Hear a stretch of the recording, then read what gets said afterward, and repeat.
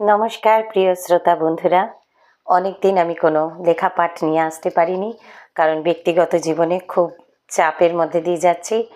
সামনেই 10 তারিখ থেকে মাধ্যমিক পরীক্ষা এবং সেই নিয়ে বেশ ব্যস্ত কিছুদিন থাকবো। তারই মাঝে আজকে একটি ছোট্ট লেখাপাঠ করব।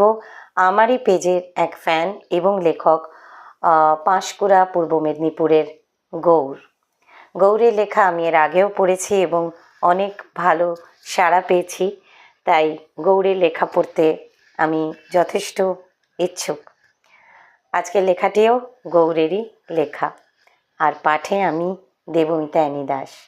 আপনাদের ভালো লাগলে অবশ্যই জানাবেন কমেন্ট করে, বা শেয়ার করলে আরও খুশি হব।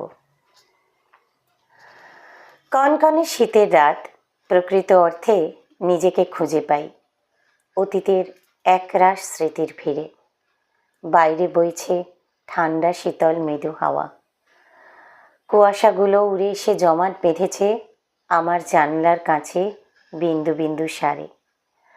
ঘুরন্ত ঘড়ি দুরন্ত গতিতে জানান দিচ্ছে রাত গভীরের মোহরায় আগত। ফেলে আসা পিছু টান করা নারে মনের চিলে কোঠায়। নরম তুলতুলে বালিশ আঁকড়ে ধরে কিছুটা হিসেব মেলাই একাকিত্বে। প্রকৃতি তার নিয়মে বদলে ফেলে নিজের অবস্থান। তারই স্পর্শে থেকে আমি বদলে ফেলতে পারি না আমার এই ছোট্ট জীবনের শিরোনাম।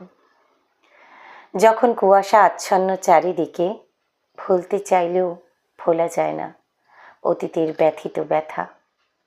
উলটপালট হয়ে যায় একাকী মনের ঘর। ধন্যবাদ।